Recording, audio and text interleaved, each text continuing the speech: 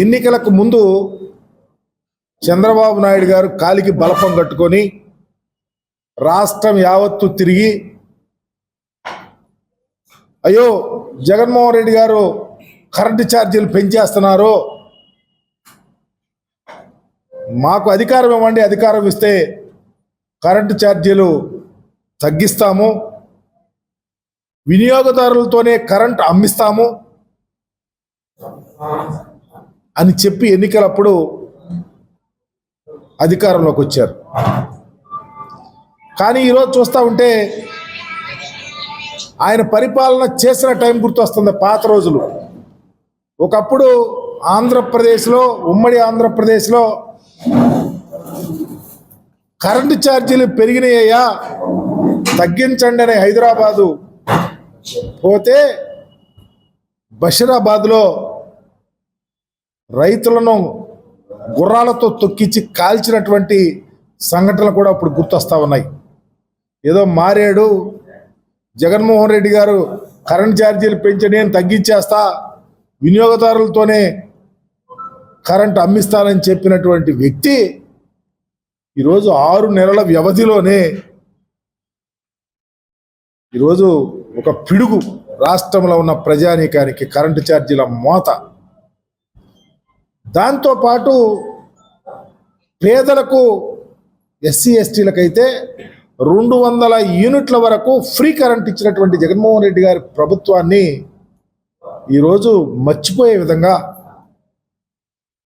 ఈ పేదవాళ్ళకి ఇచ్చే ఉచిత కరెంటును కూడా కట్ చేసి బిల్లులు కట్టిస్తా ఉన్నాడు. ఏ సెక్టారు హ్యాపీగా లేదు. నిన్ననే చూసాం, మా 7 నియోజకవర్గాల నుంచి నాయకులందరూ సమాయత్తమై అనేక మంది రోడ్డు మీదకి వచ్చి వ్యవసాయదారుల్ని అన్యాయమైపోయాడు రైతు విలవిల్లాడిపోతున్నాడు. జగన్మోహన్ రెడ్డి గారు ప్రకటించినటువంటి పారితోషికాలు, రైతుకు సంబంధించి వ్యవసాయ తరుణంలో ఇచ్చే పెట్టుబడి సాయాన్ని మరలా చంద్రబాబు 20,000 రూపాయలు ఇస్తానన్నాడు, మోసం చేశాడు. పండిన పంటకు గిట్టుబాటు ధర ఇవ్వలేదు, రైతు పండిన పంట నష్టపోతా ఉన్నాడని రోడ్డు మీదకి వచ్చి కలెక్టర్ ఆఫీస్ దగ్గర ఎంతమంది వచ్చి వాళ్ళ యొక్క బాధ వెళ్ళబోసారో మీరంతా చూశారు. అదే కోణంలోనే ఈరోజు విద్యుత్ ఛార్జీలు ప్రజల యొక్క నడ్డి విరుస్తూ ఉన్నాయి. చంద్రబాబు ఒకటి కాదు, ఏ హామీ విద్యారంగాన్ని పూర్తిగా అతలాకుతలం చేశాడు. ఈరోజు చూసాం, పిల్లల బడికి వెళ్ళటల్లా, స్కూళ్ళల్లో పిల్లలు ఉంటల్లా, ప్రైవేట్ స్కూళ్ళని ఎంకరేజ్ చేస్తున్నాడు, ప్రైవేట్ కాలేజెస్ని ఎంకరేజ్ చేస్తూ ఉన్నాడు. తల్లిదండ్రులకు అమ్మఒడి కార్యక్రమాన్ని ఇస్తానని చెప్పి, తల్లికి వందనం ఇస్తానని చెప్పి పారిపోయాడు. ఈరోజు పిల్లలు చదువుకోకుండా, ఈరోజు పండగ సీజన్ వస్తే, క్రిస్మస్, సంక్రాంతి, కొత్త సంవత్సరం వస్తే కళకళలాడే యొక్క ఇళ్ళు ఈరోజు విలవిల్లాడిపోతూ ఉన్నాయి. కొట్ల దగ్గరికి వెళ్తే సామాన్లు కొనుక్కోవాలన్నా, వస్త్రాలు కొనుక్కోవాలంటే డబ్బు లేని పరిస్థితి. జగన్మోహన్ రెడ్డి గారు ఉన్నప్పుడు దారా ఈ స్కీము, ఆ స్కీము, ఏ స్కీము ఏ విధంగా డబ్బులు ఇచ్చి పడేయో తెలియదు.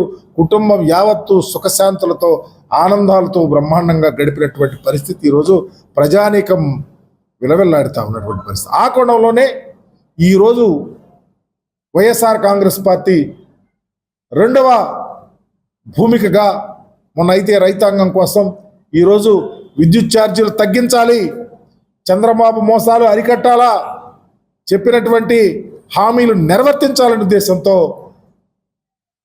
ఈరోజు మరి 27వ తారీఖున ప్రతి నియోజకవర్గ హెడ్ క్వార్టర్లో సంబంధిత విద్యుత్ అధికారులకు ర్యాలీగా వెళ్ళి మెమరాండాలు సమర్పించి చంద్రబాబు నాయుడికి జ్ఞానోదయం కలగాల, విద్యుత్ ఛార్జీలు తగ్గించాలా, ఇచ్చిన హామీలు నెరవేర్తించాలా, రాష్ట్ర ప్రజలను జగన్మోహన్ రెడ్డి గారు ఎలా కంటికి రెప్పలాగా కాపాడుకున్నాడో ఆ విధంగా మీరు కూడా నడవండి అని చెప్పాలనే ఉద్దేశంతోనే ఈ కార్యక్రమాన్ని మీ ద్వారా తెలియపరుస్తా ఉన్నాం.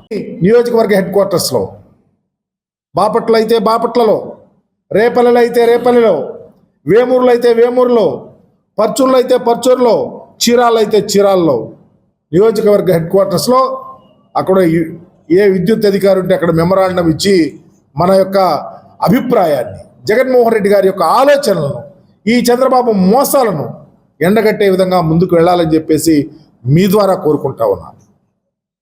మరిన్ని వీడియోస్ కోసం ఛానల్ ని సబ్స్క్రైబ్ చేయండి. లేటెస్ట్ అప్డేట్స్ కోసం వాట్సాప్ ఛానల్ ని ఫాలో అవ్వండి. ఆ లింక్ డిస్క్రిప్షన్ లో ఉంది.